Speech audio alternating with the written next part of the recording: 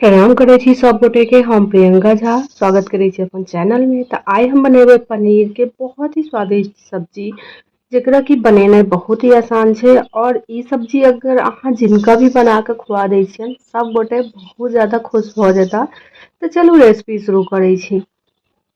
सबसे पहले पनीर के हम एहि तरह से काट लेबै आ एकरा हम फ्राई कर लेबै। पनीर के साइज अहाँ अपना हिसाब से जे तरह के राखे के मन हुए अहाँ राख सकै छी। हम एहि तरह से रखलहुँ है। एकरा हम की करबै, एना क के दुनू साइड से फ्राई कर लेबै।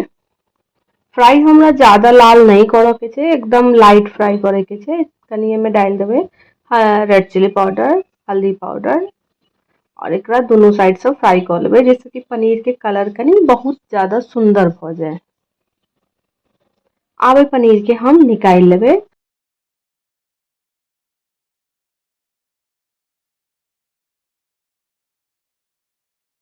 और सेम कढ़ाई में हम डाल देबै पंचफोरन, हींग और एक दूगो मीडियम साइज प्याज के एहि तरह से काट के डाल देबै।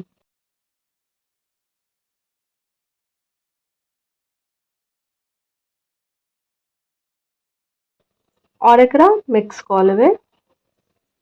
मिक्स क के ढाँक के हम 1 से 2 मिनट के लिए पका लेबै, जैसे कि प्याज हमर सॉफ्ट हो जाए। जहन की प्याज कनी कनी सॉफ्ट हो जेते तो हम एमे डाल देबै जिंजर गार्लिक के पेस्ट।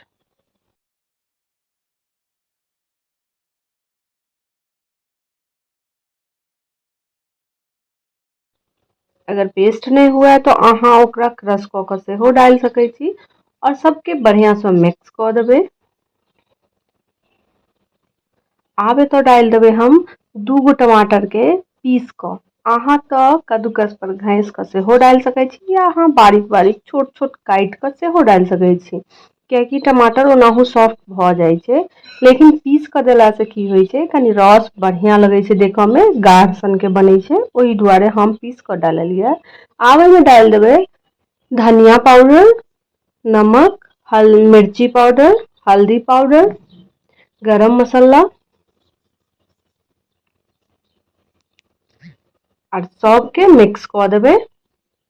जहन हमर मसाला बढ़िया जकाँ पाक जेते, एकदम एकर ऊपर से तेल आवे लगते, तहन हम पानी द देबै एमे आधा गिलास के करीब। अहाँ जते सब्जी बना रहल छी ओहि हिसाब से पानी द दियौ और एकरा मिक्स कर देबै।